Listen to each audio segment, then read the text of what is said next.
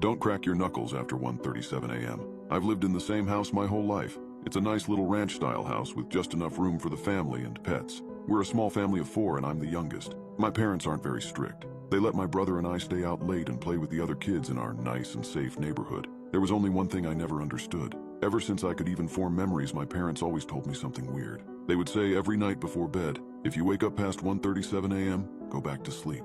Ignore the cracking and close your eyes. Don't leave your room and never crack your knuckles. We will know if you do. It was the only rule in the house that I could never forget and never break. But as I got older, I just thought it was some dumb thing they told me to make me stop fidgeting at night. I had bad sleep apnea as a kid and never really got good sleep even as I got older. I have a lot of anxiety and paranoia anyways. I'm 17 now and I honestly never really think about it anymore. I used to be curious as a kid, but my parents would get weird about it and just tell me to not do it. It's all they've ever begged me not to do. It's never been a big deal for me, so I never made a big fuss about it. There have been a few occasions where I couldn't sleep and I started fidgeting and accidentally pop a knuckle. Just one. But every time that happened, I'd hear a strange noise, like some weird cracking noise in the hallways. It'd scare me so bad as a kid, but as I got older, I chalked it up to the house being old and worn down. I've never been so wrong in my life. I feel so stupid. I'm 17, I practically never leave my room. So not leaving it past 1:37 was never an issue. I had just finished an essay for my class. My hands were sore and tired. I wasn't even thinking anything of it. God, I wish I could go back.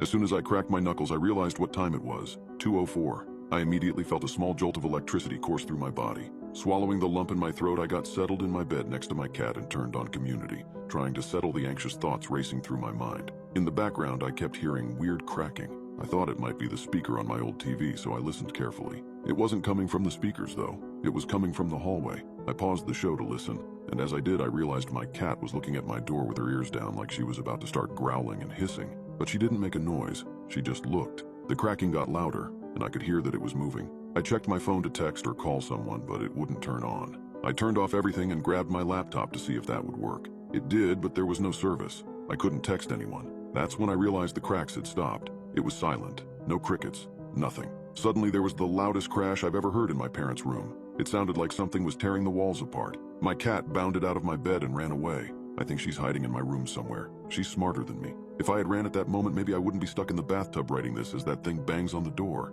But I was frozen, staring at my locked door as a cold sweat dripped down my back. After what felt like 3 hours of loud cracking and things being thrown, there was silence. I waited for what felt like forever, but there was nothing. I slowly got out of my bed and headed toward my door. I never thought I'd desperately beg for a window to suddenly appear in my room, but I found myself doing just that in the moment. As I got to my bedroom door, I slowly reached out to the knob. As my clammy hands touched the cold metal doorknob, I shuddered at the thought of what could be out there. I shook the thoughts from my head and slowly turned the knob, pulling lightly, making sure the door wouldn't creak. When it was open just enough for me to slither my way through, I paused and looked at the pitch-black hallway. My eyes weren't very used to the dark yet, so fear enveloped my whole body, thinking whatever is out there is likely watching me at that very moment. A metallic taste crept into my mouth and hit the back of my tongue as I held my breath. I had to move before it was too late. It already was too late, I just didn't know it yet.